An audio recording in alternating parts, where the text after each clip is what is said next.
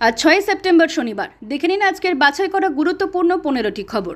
মিথুনের ১০০ কোটির মানহানির মামলা, চ্যালেঞ্জ ছুড়ে কুণাল ঘোষের জবাব কোর্টেই দেখা হবে। অভিনেতা ও বিজেপি নেতা মিথুন চক্রবর্তী এবার আইনি পথে নামলেন। তৃণমূল মুখপাত্র কুণাল ঘোষের বিরুদ্ধে তিনি ১০০ কোটি টাকার মানহানির মামলা দায়ের করেছেন। অভিযোগ, কুণাল রাজনৈতিক বিদ্বেষবশত তার ও পরিবারের বিরুদ্ধে মিথ্যা ও অশালীন মন্তব্য করেছেন। এর আগে আইনি নোটিশ পাঠিয়েও সন্তুষ্ট না হয়ে মিথুন কলকাতা হাইকোর্টে মামলা করেন। আদালতে তার দাবি, এসব মন্তব্যে সামাজিক মর্যাদা ক্ষুণ্ণ হয়েছে, পাশাপাশি পেশাগত ক্ষতিও হয়েছে। ফলে নতুন ছবি ও বিজ্ঞাপনের কাজ বন্ধ হয়েছে। পদ্মভূষণ ও দাদা সাহেব ফালকে পুরস্কারপ্রাপ্ত শিল্পী হিসেবে এই মন্তব্য তাকে অপমানিত করেছে বলেই অভিযোগ করেন তিনি। ক্ষতিপূরণ হিসেবে ১০০ কোটি টাকা দাবি করার পাশাপাশি ভবিষ্যতে কুণালকে এমন মন্তব্য থেকে বিরত রাখতে আদালতের হস্তক্ষেপ চান মিঠুন। মামলার খরচ বাবদ তিনি ৫০,০০০ টাকা কোর্ট ফি জমা দেন। অন্যদিকে কুণাল ঘোষ জানান, তিনি ভীত নন। তার বক্তব্য, মান থাকলে কেউ এতবার দলবদল করে না। পাল্টা অভিযোগ হিসেবে তিনি মিঠুনকে চিটফান্ড কেলেঙ্কারির সঙ্গে যুক্ত করে সিবিআই তদন্তের দাবিও তোলেন। ডিএ মামলায় খেলা ঘুরিয়ে দিলেন কপিল সিব্বল। আর মিলবে না বকেয়া মহার্ঘ ভাতা? আসল ঘটনা জেনে নিন। ৮ই সেপ্টেম্বরের ডিএ মামলার শুনানির আগে গুরুত্বপূর্ণ পদক্ষেপ নিল রাজ্য সরকার। আগামী সোমবার বিচারপতি সঞ্জয় কারোল ও বিচারপতি প্রশান্ত কুমার মিশ্রর বেঞ্চে মামলাটি ওঠার কথা থাকলেও তা নিশ্চিত করতে প্রধান বিচারপতির বিশেষ অনুমতি চাওয়া হয়েছে। ফলে ওই দিন অন্য কোনো মামলা ওই আদালতে গ্রহণ করা যাবে না। এদিকে রাজ্যের পক্ষ থেকে আইনজীবী কপিল সিব্বল সুপ্রিম কোর্টে ৬২ পাতার লিখিত যুক্তি জমা দিয়েছেন। সেখানে বলা হয়েছে, ভারতের যুক্তরাষ্ট্রীয় কাঠামো অনুযায়ী কেন্দ্রীয় হারে ডিএ দেওয়া কোনো রাজ্যের সাংবিধানিক দায় নয়। কলকাতা হাইকোর্ট বা ট্রাইব্যুনালও কেন্দ্রীয় ফর্মুলা মেনে ডিএ দেওয়ার নির্দেশ দেয়নি। যুক্তিতে আরও উল্লেখ্য, দেশের প্রায় অর্ধেক রাজ্যই কেন্দ্রীয় হারে ডিএ দেয় না। তাই আদালত নির্দেশ দিলে তার প্রভাব পশ্চিমবঙ্গ ছাড়াও অন্যান্য রাজ্যে পড়বে। পরবর্তী শুনানিতে রাজ্যের পক্ষে কপিল সিব্বল ও অভিষেক মনু সিংভি সওয়াল করবেন বলে জানা গেছে। বিজেপি বিধায়ক অগ্নিমিত্রা পাল ব্রেন স্ট্রোকে আক্রান্ত হয়ে আনন্দপুরের একটি বেসরকারি হাসপাতালে ভর্তি হয়েছেন। চিকিৎসকরা জানিয়েছেন, তাকে আপাতত ৪৮ ঘন্টা পর্যবেক্ষণে রাখা হবে। যদিও শরীরের কোনো অংশ অবশ বা অঙ্গ বিকল হওয়ার লক্ষণ নেই, তিনি স্বাভাবিকভাবে কথা বলতে পারছেন। প্রয়োজনে ১ সপ্তাহ হাসপাতালে পর্যবেক্ষণে রাখা হতে পারে। নিউরো বিশেষজ্ঞ ২ চিকিৎসকের তত্ত্বাবধানে তার চিকিৎসা চলছে। উল্লেখ্য, মাত্র একদিন আগে বিধানসভায় বিক্ষোভের জেরে অগ্নিমিত্রা সহ ৫ বিজেপি বিধায়ককে সাসপেন্ড করা হয়েছিল। আহত শঙ্কর ঘোষও হাসপাতালে ভর্তি হলেও তার অবস্থা স্থিতিশীল। যা করেছি আইন মেনে করেছি, আমি পক্ষপাতদুষ্ট নই, মুখ খুললেন স্পিকার। বৃহস্পতিবার বাংলা ভাষা ও বাঙালিদের উপর অত্যাচারের প্রতিবাদে মুখ্যমন্ত্রী বক্তৃতা দিচ্ছিলেন। সেই সময় বিধানসভায় অশান্তি চরমে ওঠে। বিজেপি বিধায়কদের বিক্ষোভ, কাগজ ছেঁড়া, ধস্তাধস্তি থেকে শুরু করে মার্শালের হস্তক্ষেপে চ্যাংদোলা করে বের করে দেওয়ার মতো ঘটনা ঘটে। পরে স্পিকার বিমান বন্দ্যোপাধ্যায় জানান, আইন মেনেই পদক্ষেপ নেওয়া হয়েছে, তিনি কোনো পক্ষপাতিত্ব করেননি। তার মতে, বিধায়কেরা সংযত হলে কঠোর পদক্ষেপের প্রয়োজন হতো না। এই ঘটনায় ৫ জন বিজেপি বিধায়ককে সাসপেন্ড করা হয়। প্রসঙ্গত, অগ্নিমিত্রা পালের অনুপস্থিতি ও শুভেন্দু অধিকারীকে ঘিরে সিদ্ধান্তের বিরোধিতা থেকেই উত্তেজনা ছড়ায়। শওকত মোল্লার গাড়ি ঘিরে চোর স্লোগান, কাঠগড়ায় আইএসএফ।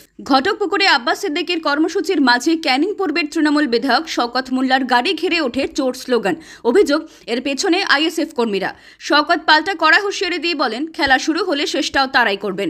অন্যদিকে আইএসএফ নেতা আব্দুল মালিক দাবি করেন, মোল্লার উপস্থিতিই ছিল প্ররোচনামূলক। এদিকে তার কনভয়ের একটি পুলিশের গাড়ির ধাক্কায় মোটরবাইক আরোহী মোহাম্মদ তাজউদ্দিনের মৃত্যু ঘিরে প্রশ্ন তুলছে পরিবার।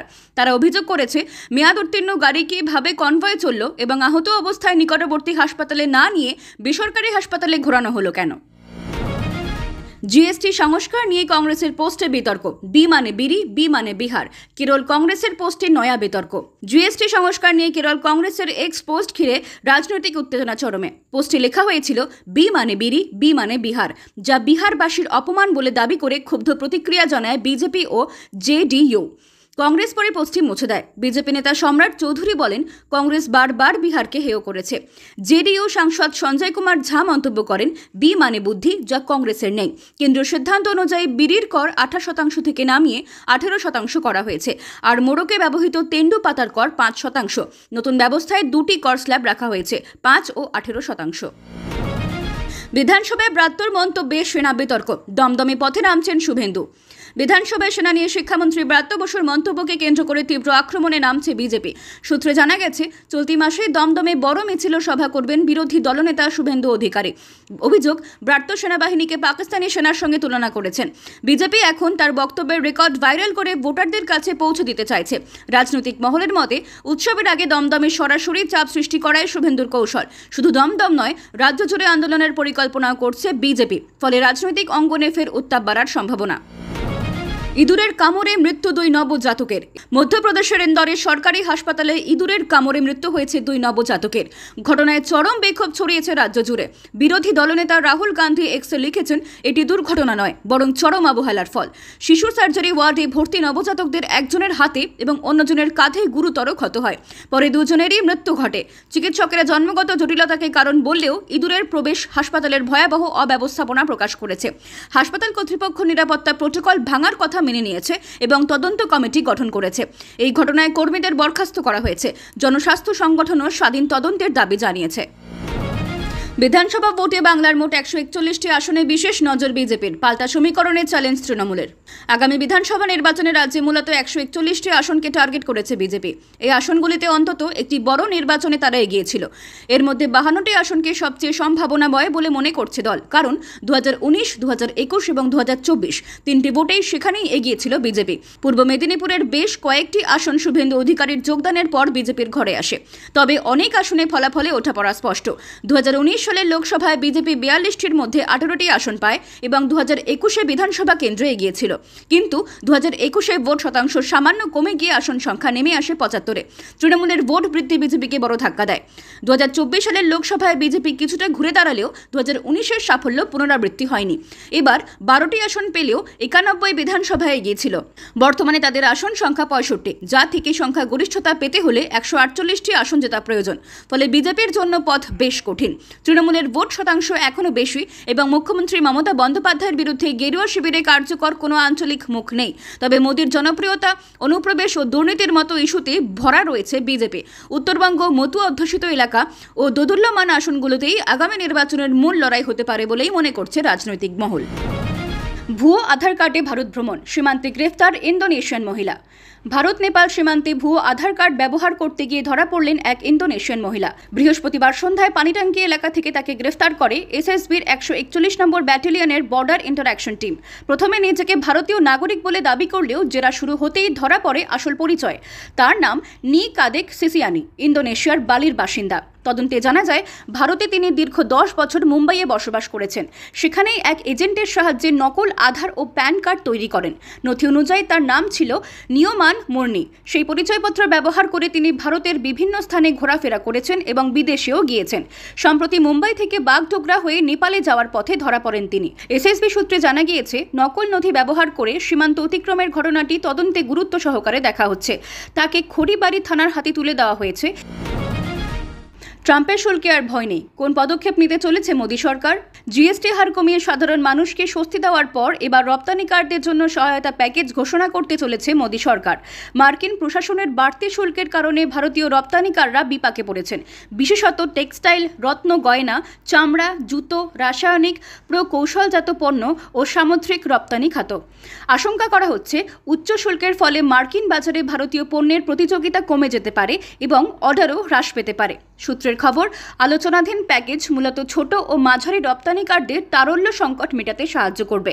বিদেশি ক্রেতাদের অর্থ প্রদানে দেরির কারণে যারা কার্যত মূলধনের সমস্যায় ভুগছেন, তাদের জন্য সহজ ঋণের ব্যবস্থা করা হতে পারে।